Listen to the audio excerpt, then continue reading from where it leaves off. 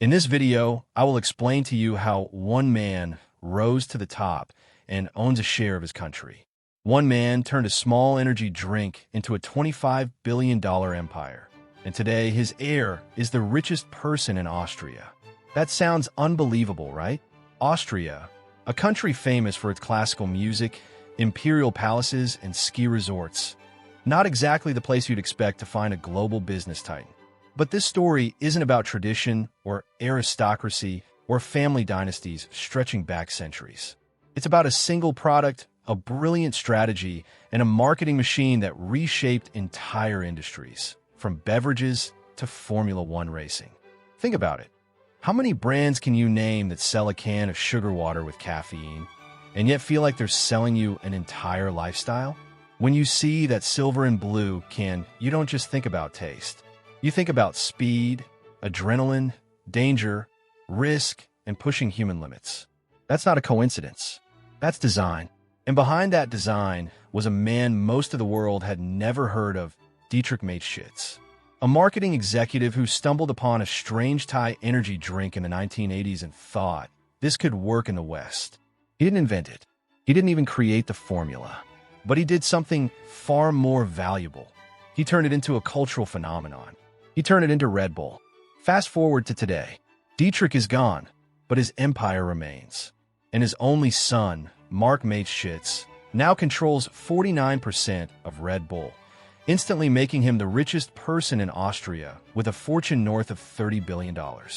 Just like that, a 30-year-old man inherited more wealth than the Habsburg dynasty could have ever imagined. But the real question isn't just how much he inherited.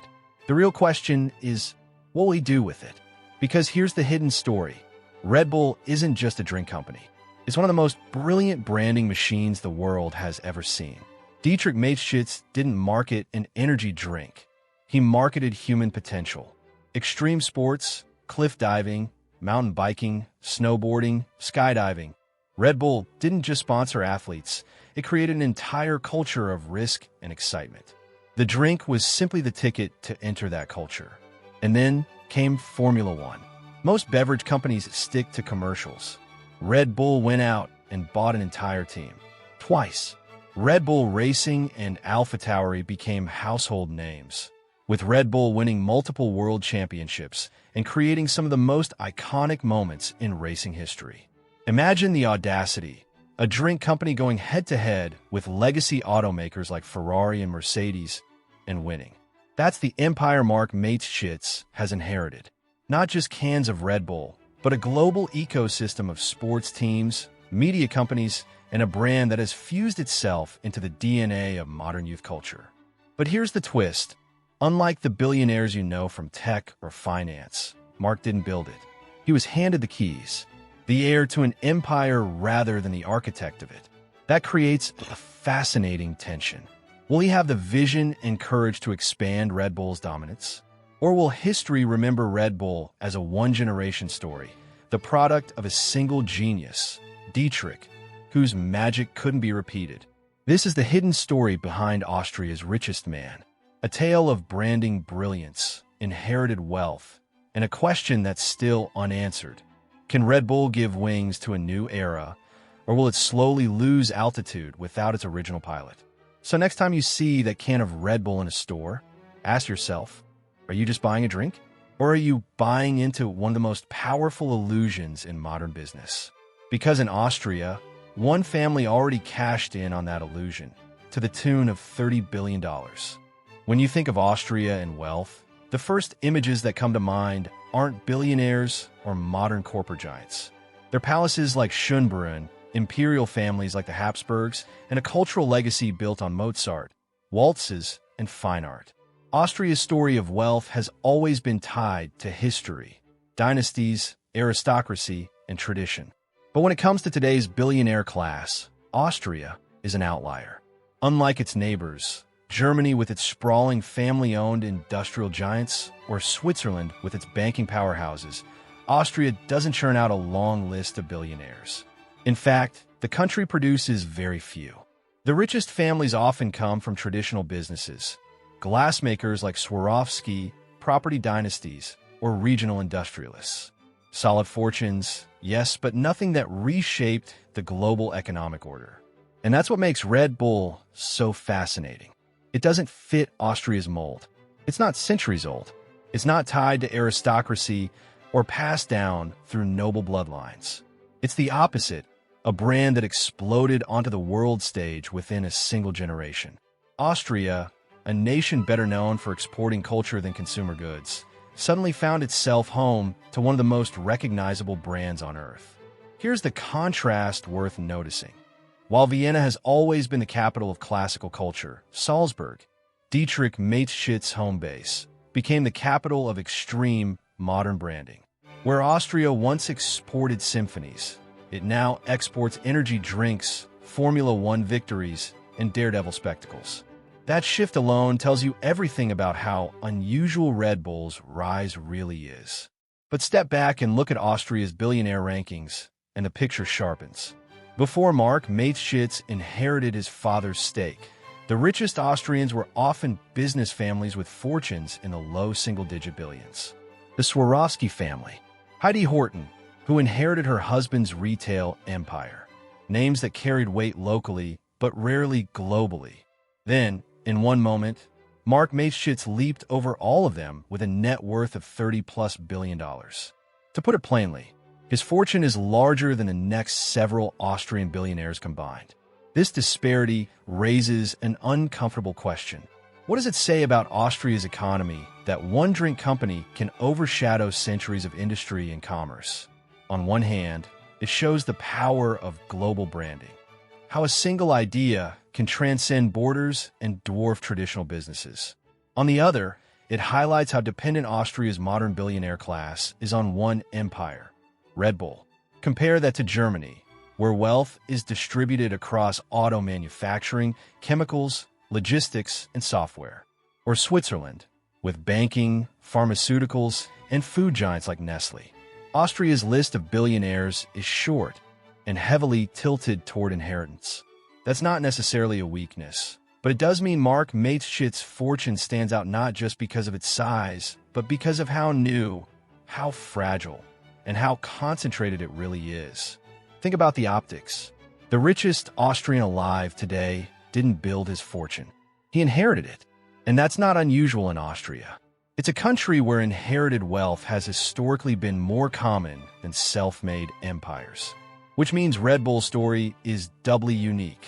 A rare case of an Austrian company that conquered the globe, now transferred into the hands of someone who didn't create it.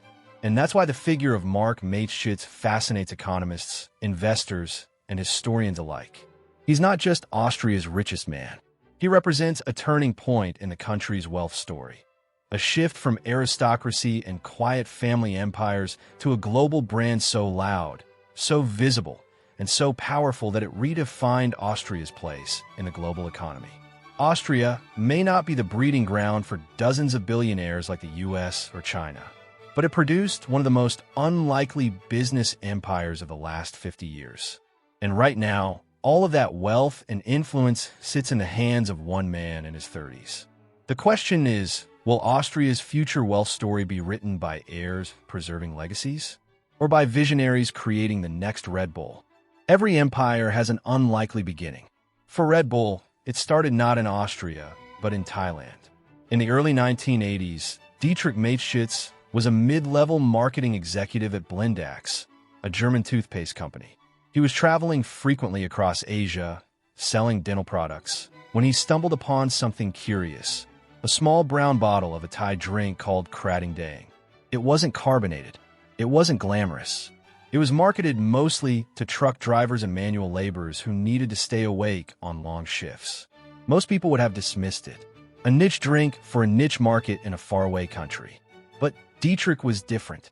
He had a marketer's instinct, the ability to see not what a product is, but what it could become. He drank it, felt the energy boost, and thought, this isn't just a Thai roadside beverage. This could be a global phenomenon. What happened next changed business history. Dietrich tracked down Chalio Yuvidhia, the Thai entrepreneur behind Krating Daeng. Chalio wasn't a flashy mogul. He was the son of poor farmers who built a small pharmaceutical company before creating his energy drink. Their partnership became one of the most unusual alliances in modern business. A humble Thai businessman and a charismatic Austrian marketer joining forces to take on the world. The deal was simple but powerful. Chalio kept the formula. Dietrich would adapt it for Western tastes, add carbonation, rebrand it, and build the marketing strategy. They split ownership, 49% for Chalio, 49% for Dietrich, and 2% for Kalio's son. Red Bull GmbH was born. Now here's where most people underestimate the genius of Dietrich Mateschitz. He didn't try to sell Red Bull as a drink. He sold it as an idea. From day one, he priced it higher than regular sodas. A can of Red Bull cost more than a Coke or a Pepsi, and that was deliberate. It wasn't just caffeine in a can. It was status. It was edge. It was something you drank not because you were thirsty, but because you wanted to feel different. But how do you convince the world to buy into that idea? Marketing, and not the boring kind. Dietrich understood something most companies never grasp.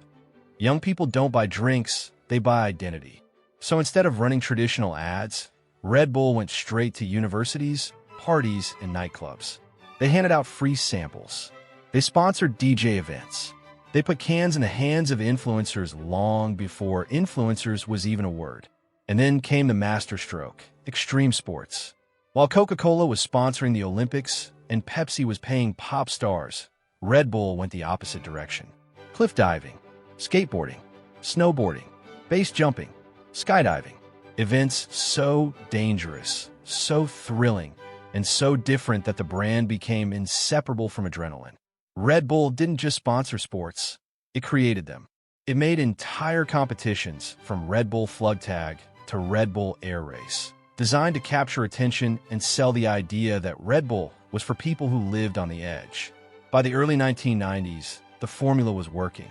Red Bull launched in Austria in 1987, expanded into Hungary and Germany, and then into the UK.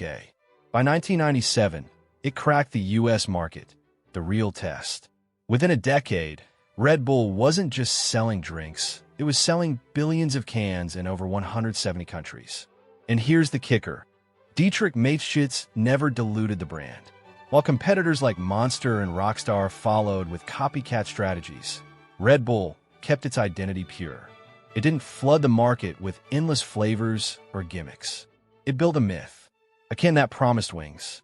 From a tiny Thai roadside formula to a global empire, Red Bull's origin story is a masterclass in branding, pricing psychology, and cultural positioning. Dietrich saw what others didn't, that the product didn't matter nearly as much as the feeling it created. Red Bull wasn't born in a boardroom. It wasn't born from spreadsheets or market analysis. It was born from intuition, risk, and a partnership that crossed continents. And by the time the world caught on, it was too late. Red Bull had already become unstoppable. By the mid-1990s, Red Bull had already conquered Europe's nightlife and was making waves in America. Billions of cans were being sold, but for Dietrich Mateschitz, that wasn't enough. He didn't just want Red Bull to be a successful beverage company. He wanted it to be a cultural force. And this is where the story shifts from drinks to dominance. Dietrich understood that traditional advertising had limits. You can only show so many commercials of people opening cans before the message gets stale. If Red Bull wanted to be more than a product, it had to own experiences. It had to control the places where energy, speed, and adrenaline came to life. That meant one thing: sports. Not just sponsoring them, buying them. In 2004, Red Bull made a move that shocked the world. It didn't just slap a logo on a race car. It bought the entire Jaguar Racing Formula One team from Ford and rebranded it as Red Bull Racing. The skeptics laughed. What business did an energy drink have in one of the world's most expensive, technologically advanced sports? Formula One was dominated by legacy giants: Ferrari, Mercedes, McLaren. Brands with decades of engineering pedigree. Red Bull was a beverage company, but Dietrich saw it differently. Formula One wasn't about engines. It was about image. It was fast, dangerous, global, and glamorous. Everything Red Bull wanted to embody. By owning a team, Red Bull wasn't just advertising. It was living the brand. Within a few years, the gamble paid off. Red Bull Racing became a powerhouse, winning 4 consecutive Constructors' Championships between 2010 and 2013 with Sebastian Vettel behind the wheel. Today, with Max Verstappen dominating the grid, Red Bull is arguably the most powerful team in Formula One. Think about that for a second. Ferrari makes cars. Mercedes makes cars. Red Bull? It makes cans. And yet, it beat them at their own game. But Formula One wasn't enough. Dietrich wanted Red Bull everywhere. In 2005, he bought Austria Salzburg, a struggling football team, rebranded it as Red Bull Salzburg, and turned it into a domestic powerhouse. That same year, he went international, founding the New York Red Bulls in Major League Soccer. This wasn't just about sport. It was about creating a global network. Over time, Red Bull expanded its football empire to include RB Leipzig in Germany, Red Bull Brazil, and teams in Ghana. Each one carried the same branding, the same colors, the same identity. Football wasn't just marketing. It was vertical integration of culture. Every time a Red Bull-sponsored athlete scored a goal, every time fans chanted for their team, they weren't just cheering football. They were cheering Red Bull. Of course, sports are only part of the equation. To fully control the narrative, Red Bull needed its own media machine. So it built one. Red Bull Media House was launched to create, distribute, and own content. Not commercials, content. Full documentaries, extreme sports films, magazines, and digital platforms. Red Bull TV broadcasts everything from surfing to breakdancing to snowboarding, creating an endless stream of adrenaline-fueled stories. The pinnacle came in 2012 with the Red Bull Stratos project, Felix Baumgartner's record-breaking skydive from the edge of space. Over 8 million people watched live on YouTube as Baumgartner jumped from 128,000 feet, breaking the sound barrier. It wasn't just a stunt. It was a global event. Red Bull had literally pushed a human being to the edge of space and made the brand unforgettable. This wasn't marketing. This was myth-making. By owning sports teams, creating media, and engineering global spectacles, Red Bull became untouchable. It wasn't just selling drinks. It was embedding itself into human culture at every level, from football stadiums to Formula One podiums to the stratosphere. And the brilliance of it all? Every extreme stunt, every sporting victory, every jaw-dropping video ultimately funneled back to the same silver and blue can. Most companies expand by diversifying products. Red Bull expanded by diversifying experiences. And in doing so, it built one of the most unique business empires of the 21st century. This was no longer just an Austrian energy drink. This was a global cultural icon. When Dietrich Mateschitz passed away in October 2022, the world lost the visionary who had turned an obscure Thai formula into a global empire. But Austria gained something else, a new richest man. Practically overnight, Mark Mateschitz, Dietrich's only son, inherited his father's 49% stake in Red Bull GmbH. At just 30 years old, his net worth instantly shot past $30 billion. That number alone puts him far above every other wealthy Austrian. To put it into perspective, his fortune eclipses the combined wealth of the Swarovski family, real estate dynasties, and Austria's other billionaires. In one inheritance, Mark leaped from anonymity into the ranks of the world's wealthiest individuals. But here's where things get interesting. Mark Mateschitz isn't his father, and his story is far more complex than just a billionaire heir cashing dividend checks. Mark was born in 1992 to Dietrich and his then-partner, Anita Gerharder.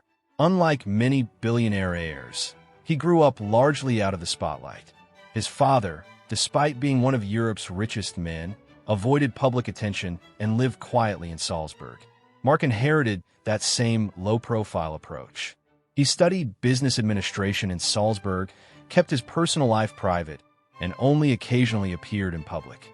Before his father's passing, he co-founded a small beverage company called Thalheimer Heilwasser, focusing on mineral water. A modest venture compared to Red Bull, but it showed he wasn't entirely uninterested in business. And yet, by all accounts, Mark didn't spend his 20s preparing to run a global empire. That wasn't Dietrich's style. He believed in separating family life from corporate leadership, which meant when the empire transferred to Mark, it wasn't just money. It was responsibility. When Dietrich died, Mark made a surprising decision. He resigned from his position in Red Bull's management to focus solely on his role as shareholder. In other words, he didn't want to be the CEO, the visionary, or the public face of the company. He chose to remain in the background while professional executives ran the business. To some, this looks like wisdom. Mark recognizes he doesn't have his father's genius and isn't trying to pretend otherwise. To others, it raises questions.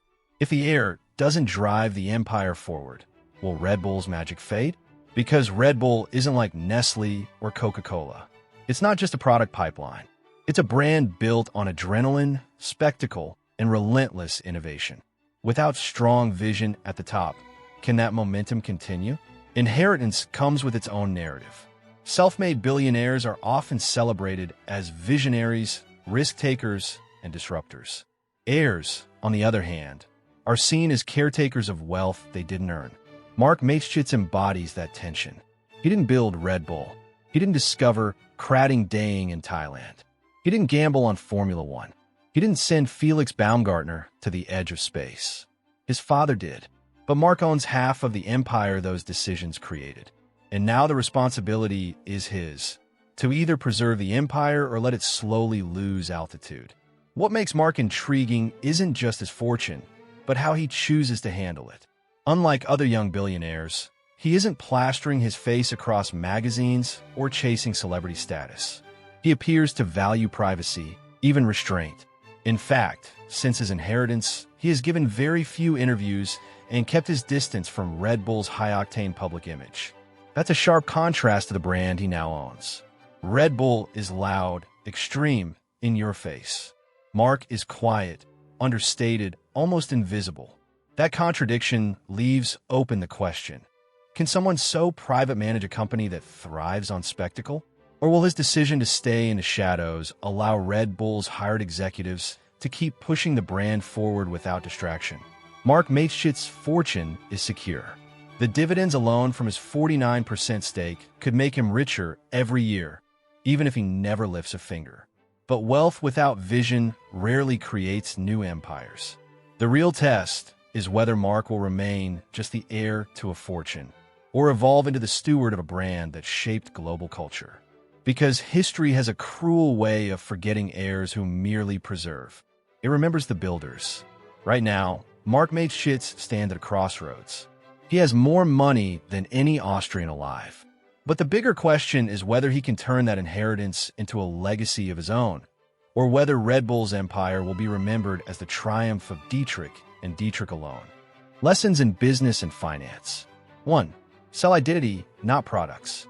On paper, Red Bull is nothing special. It's a carbonated energy drink with caffeine, sugar, and taurine. There are cheaper substitutes everywhere. And yet, Red Bull outsells them all. Why? Because people aren't buying what's in the can. They're buying what it represents. From the start, Dietrich Mateschitz understood that Red Bull wasn't competing with Coke or Pepsi on flavor. It was competing for cultural relevance. That's why the brand never talked about taste. It talked about wings, risk, and adrenaline. Lesson: the most successful businesses don't sell products. They sell stories. If your business can attach itself to an identity, you stop being replaceable. 2. Price creates perception. Red Bull made another counterintuitive move. It priced itself higher than its competitors. A Coke might cost €1, but a Red Bull costs $2. Dietrich knew that if he priced it lower, people would see it as a knockoff. By pricing it higher, he created the illusion of value. The high price wasn't a disadvantage. It was the marketing strategy. Lesson: don't be afraid to charge more. If your product delivers status, perception, or transformation, people will pay. Low prices don't always win, but strong positioning does. 3. Create your own ecosystem. Most companies rely on sponsorships. Red Bull flipped the model. Instead of paying others for exposure, it bought sports teams, launched events, and created its own media empire. That meant it controlled the message from top to bottom. Owning Formula One teams, football clubs, and extreme sports events wasn't just marketing, it was vertical integration of culture. Every stunt, every highlight, every victory became branded content. The company didn't have to beg for attention. It owned the stage. Lesson: if you want lasting power, stop renting attention. Build systems where you control the narrative, the distribution, and the platform. 4. Spectacle beats advertising. Think about Felix Baumgartner's jump from the edge of space. That wasn't a commercial. It was a world event. Red Bull didn't pay for a 30-second ad during the Super Bowl. It created a live spectacle that millions watched voluntarily. And the brand will forever be associated with breaking limits. Lesson: attention is the most valuable currency in business. If you want exponential returns, stop thinking like an advertiser. Think like a showman. 5. Niche first, expansion later. When Red Bull launched, it didn't try to please everyone. It targeted a niche: clubgoers, students, and extreme athletes. That niche became a cult. And from there, it expanded into the mainstream. Competitors tried to go mass market too soon and diluted themselves. Red Bull stayed focused. By the time it expanded, it already owned the category. Lesson: dominate a niche before chasing the masses. The niche gives you loyal fans. The mass market gives you scale. Get the order wrong, and you'll fade into obscurity. 6. Legacy versus inheritance. Finally, there's a deeper financial lesson in Mark Mateschitz' story. His inheritance shows the difference between building wealth and receiving wealth. Dietrich created a self-sustaining empire. Mark inherited it. Which role do you want to play? For entrepreneurs, the lesson is clear. Don't aim to just earn money. Aim to build something that prints money long after you're gone. That's the difference between a paycheck and a dynasty. The bottom line: Red Bull teaches us that business isn't about products, it's about psychology. It's about shaping culture, creating myths, and owning attention. That's why an Austrian energy drink with an ordinary formula became a $25 billion juggernaut. For founders and investors, the takeaway is ruthless clarity. Own your story. Price with confidence. Control the stage. Create events, not ads. Start with a niche, then expand. And above all, build something bigger than yourself. Because if Red Bull proves anything, it's this: money follows myth. And those who master storytelling in business don't just sell products, they sell belief. Austria isn't the first country that comes to mind when you think of global billionaires. The US has Silicon Valley and Wall Street. France has luxury giants like LVMH.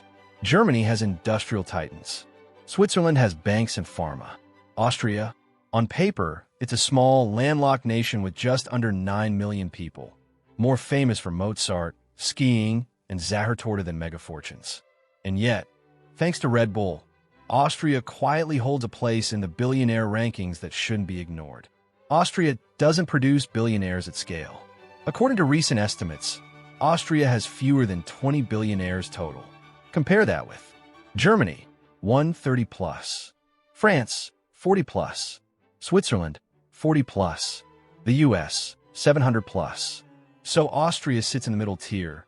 Not poor, but not a billionaire factory either. What makes it stand out is how concentrated its wealth is. One company, Red Bull, created more wealth than entire industries combined. When Dietrich Mateschitz died, his 49% stake was worth over $15 billion. That made him not just Austria's richest man, but one of Europe's wealthiest individuals. Lesson: in small markets, one world-class company can tilt the national wealth map. Austria doesn't have dozens of tech unicorns. It had one bull, and it changed everything. Austria's billionaire landscape is split between old wealth and new wealth. On the old side, you've got industrial and banking dynasties, many with roots stretching back to the Habsburg Empire. Families like the Porsche Peach clan behind Volkswagen carry the legacy of Europe's automotive age. On the new side, you have Red Bull, a pure branding phenomenon that didn't rely on centuries of inherited capital. This matters. It proves Austria isn't just about preserving dynasties. It can produce first-generation billionaires who build global empires from scratch. One reason Austria has fewer billionaires is its domestic market. 9 million people isn't enough to scale consumer brands at home. Compare that to Germany's 83 million or France's 65 million. To succeed, Austrian businesses have to think global from day one. That's exactly what Red Bull did. It didn't stay confined to Alpine cafes. It leapt straight into Asia, America, and beyond. The Austrian market was a test bed, not the finish line. Lesson: if you're building in a small country, you can't afford to think local. Survival requires a global mindset. Austria's wealth story is often overshadowed by Switzerland. Both are Alpine nations with high living standards, financial stability, and reputations for discretion. But Switzerland turned that into a magnet for global fortunes. It's not just Swiss billionaires, it's billionaires parking money in Switzerland. Austria hasn't played that game at the same scale. Instead, Austria's wealth is more homegrown. Its billionaires built fortunes in cars, drinks, steel, and real estate. It's less about being a vault for the world and more about building exportable products and brands. Here's the blunt truth. Austria's billionaire wealth is fragile compared to its neighbors. Germany's wealth is diversified across dozens of industries: cars, chemicals, software, retail. France has luxury and energy. Switzerland has pharma and banking. Austria, a huge chunk of its billionaire list comes down to one drink and one man. That creates concentration risk. If Red Bull faltered tomorrow, Austria's position in the global wealth rankings would shrink dramatically. Lesson: national wealth built on one empire is always vulnerable. Diversification matters, not just for portfolios, but for countries. So where does Austria go from here? Tech. Vienna has a growing startup scene, but no breakout unicorn on Red Bull's level yet. Industry. The Porsche family still anchors Austria's old money elite, but that's tied to Germany's auto fortunes. Tourism and luxury. Austria's cultural heritage, skiing, and hospitality remain valuable, but unlikely to mint billionaires at scale. In other words, unless another Red Bull-style phenomenon emerges, Austria's billionaire class will remain small but significant. Austria's place in global wealth is defined by outliers. It's not a billionaire factory like the US or Germany. It's a country where one audacious idea, putting caffeine and sugar in a slim blue can and selling it as wings, reshaped the national wealth map. That's both inspiring and precarious. Inspiring, because it proves a small market can still produce world-changing fortunes. Precarious, because Austria's billionaire standing rests heavily on a single empire. The lesson? Never underestimate small nations. Sometimes the quietest places produce the loudest ideas. And sometimes one bull is enough to put an entire country on the global wealth map. The story of Red Bull has always been tied to one man, Dietrich Mateschitz. His vision, his instincts, and his relentless branding transformed a quirky Thai energy drink into a global powerhouse. But with his passing in 2022, the empire faces a new chapter. The reins now belong to his heir, Mark Mateschitz, and the question looming over Austria and the world is simple. What happens to Red Bull without its founder? Mark Mateschitz is not Dietrich. He's 31 years old, worth over $30 billion, and suddenly the richest Austrian alive. But unlike his father, he's not a public figure. He rarely gives interviews, avoids flashy appearances, and keeps his personal life guarded. That low-profile style may protect him, but it also raises doubts. Can a man who never built Red Bull from scratch carry forward the empire that his father spent decades engineering? Or will the brand lose the edge that made it unstoppable? This is the tension at the heart of Red Bull's future. From a financial standpoint, Red Bull is still a juggernaut. The company sold over 12 billion cans worldwide in 2023, generating more than $10 billion in revenue. Its presence in Formula One, extreme sports, and global football ensures the brand is more than just a drink. It's an entertainment machine. But here's the catch. Red Bull is no longer the scrappy underdog. It's the incumbent. That changes the game. Competitors like Monster, Celsius, and even Coca-Cola-backed brands are circling aggressively. Consumer tastes are shifting toward health-conscious alternatives. Energy drinks face regulatory scrutiny in Europe and the US.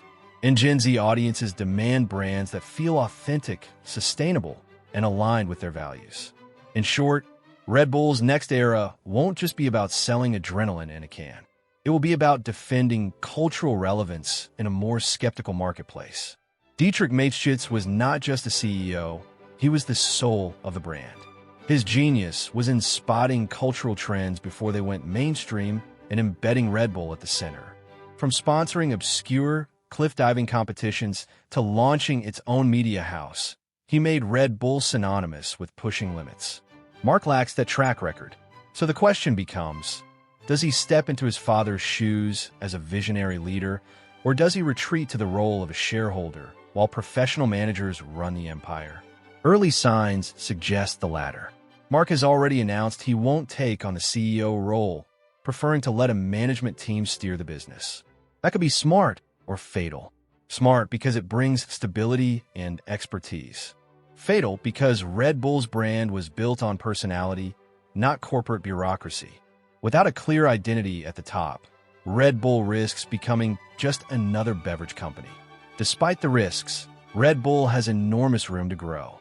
Emerging markets, sales in Asia, Africa, and Latin America remain underpenetrated compared to Europe and the US. Product diversification. The company has experimented with flavors and limited editions, but the bigger opportunity lies in health-conscious variants, sugar-free, natural ingredients, or even functional wellness drinks. Media and entertainment. Red Bull Media House is an undervalued asset. In an era where content is king, Red Bull's control over documentaries, events, and digital channels could make it more than a beverage company. Think of it as a lifestyle streaming empire. Sports dominance. Formula One and football clubs already give Red Bull unmatched visibility. Expansion into esports, virtual reality, and digital fan engagement could keep it culturally relevant for younger generations. Risks on the horizon. Brand fatigue. Red Bull's edgy, extreme branding could start to feel stale if it doesn't evolve with younger audiences. Regulation. Energy drinks face increasing pushback over caffeine and sugar levels. If governments crack down, Red Bull's margins take a hit. Competition. Celsius, backed by PepsiCo, is exploding in North America. Monster continues to dominate globally. Red Bull can't afford complacency. Leadership gap. Without a charismatic figurehead, Red Bull may lose the aura of boldness that made it unique. The future of Red Bull hinges on whether Mark Mateschitz can balance two competing forces, preserving the DNA of his father's empire while adapting it to a changing world. Red Bull no longer needs to prove it can dominate. It already has. The real challenge is staying relevant in a marketplace that punishes giants who get too comfortable. If Mark leans into innovation, global expansion, and a sharper focus on media and wellness, Red Bull could double its empire in the next decade. But if he plays it safe, the brand risks becoming a relic of its founder's charisma, remembered as a phenomenon of the past rather than a force of the future. For now, one truth remains. Red Bull gave Austria its richest man. Whether it can keep giving the world wings in the next generation is the story we're about to watch unfold. At first glance, Red Bull is just a can on a shelf, caffeine, sugar, and a bold slogan. But when you peel back the layers, it's so much more. It's a story about how vision, branding, and relentless execution can transform not just a company, but an entire country's place in the global economy. Austria isn't Silicon Valley. It isn't Wall Street.